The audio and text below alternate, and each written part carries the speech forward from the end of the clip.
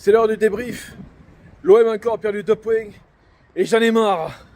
Mais que j'en ai marre. Allez. On se met en bagnole. Et on en parle. Ça déconne. Putain.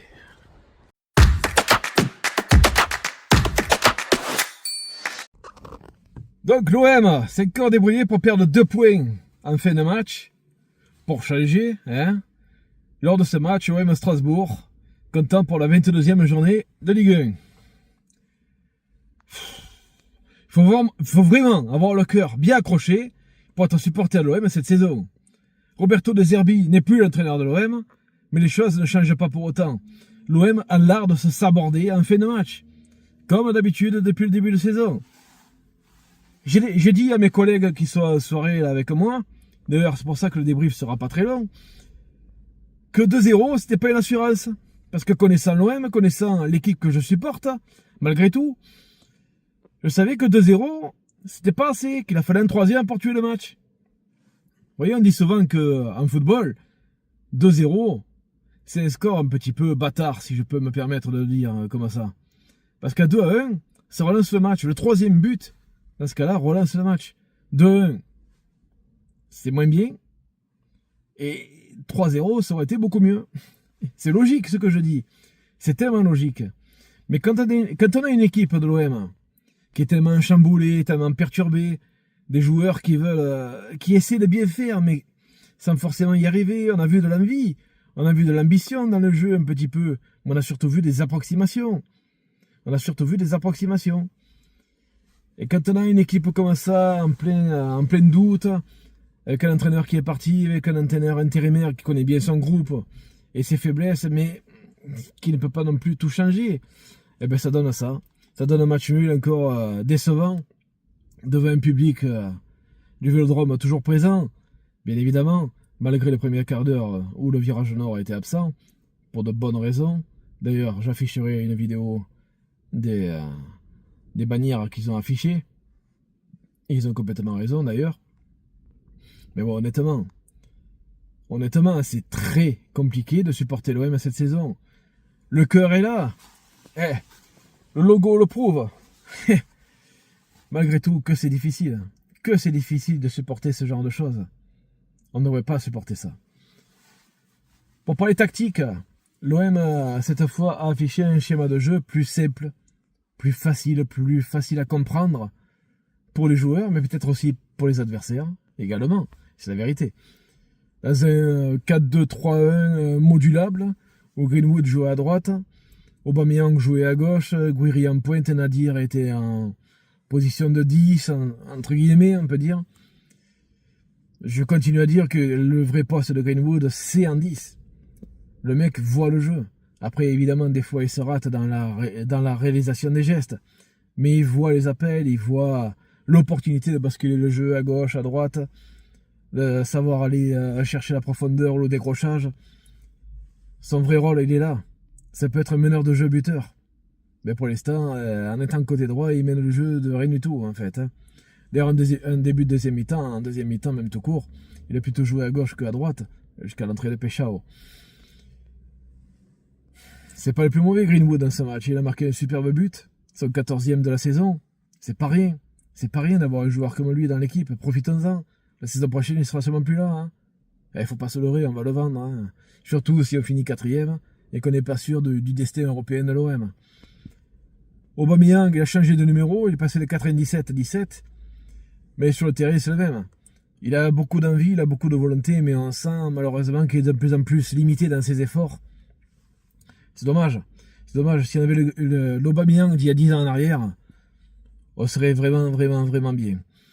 Guiri devant, écoutez, il a fait le taf.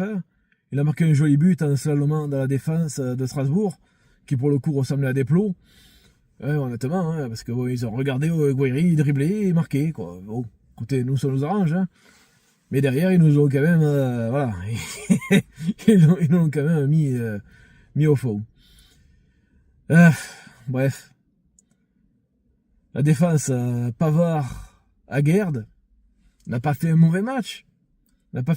Jusqu'à la 90e. C'était relativement solide. Balardi étant pas là, il fallait bien faire un duo. Mais à l'instant où M. Bardonado a décidé de faire entrer Medina, donc passer un 5-4-1 à domicile pour préserver le score, je savais qu'on n'allait pas y arriver. Parce que l'OM ne sait pas garder un score. L'OM ne sait pas faire ça cette saison. C'est malheureux, mais c'est la vérité. C'est strictement la vraie, c'est la vérité. J'avais pronostiqué dans mes vidéos de pronostics, que je vous invite à aller voir d'ailleurs, parce qu'il reste encore des matchs pour cette journée, j'avais pronostiqué un match nul.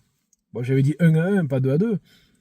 J'espérais me tromper et voir l'OM gagner, bien évidemment. Mais le match nul, finalement, ne m'étonne pas. Ce qui m'énerve, par contre, c'est que ça arrive dans ces circonstances encore. Comme contre Paris FC, comme d'autres matchs à la saison au Vélodrome, contre Toulouse, quand c'était fait égaliser à la dernière minute. Contre qui d'autre? Je sais même plus, vous voyez. Il y a tellement des matchs comme ça qui se ressemblent. On sait même plus où on en est.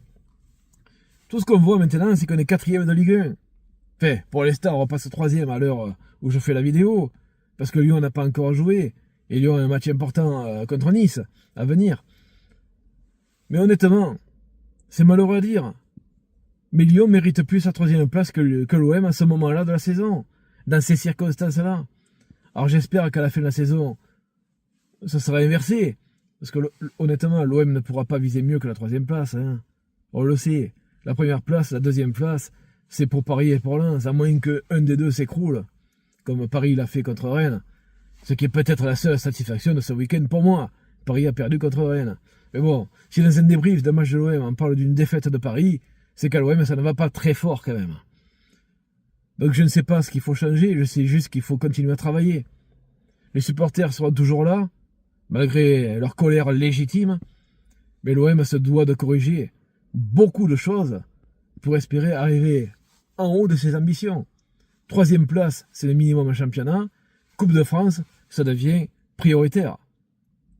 C'est pas plus prioritaire que la 3e place, mais c'est un objectif qu'il faut atteindre. L'OM en a besoin. C'est un besoin vital pour l'Olympique de Marseille, la qualification en Ligue des Champions. C'est un besoin vital pour les supporters. Une victoire en Coupe de France. Une victoire finale. Je ne parle pas d'une qualification en demi ou en finale. C'est bien dans la finale, mais le plus important, c'est de la gagner. Bon, nous verrons bien. Nous verrons bien. On n'en est pas encore là. Il restera un quart de finale déjà à jouer contre Toulouse prochainement. Ok? Bon, que dire de plus de ce match? Pas grand-chose, honnêtement. C'est une déception. C'est pas une honte, c'est pas une humiliation. Mais c'est une grosse déception. On s'attendait à beaucoup mieux, et on n'a pas eu mieux. On n'a pas eu mieux. C'est malheureux. Malheureusement, c'est vrai. Sur ce, je vous laisse tranquillement profiter de votre journée. J'espère qu'elle sera bonne. On se retrouve pour le prochain match, en espérant un débrief un peu plus souriant, un peu plus joyeux. Et bon, en attendant, et comme toujours pour toutes mes vidéos de débrief,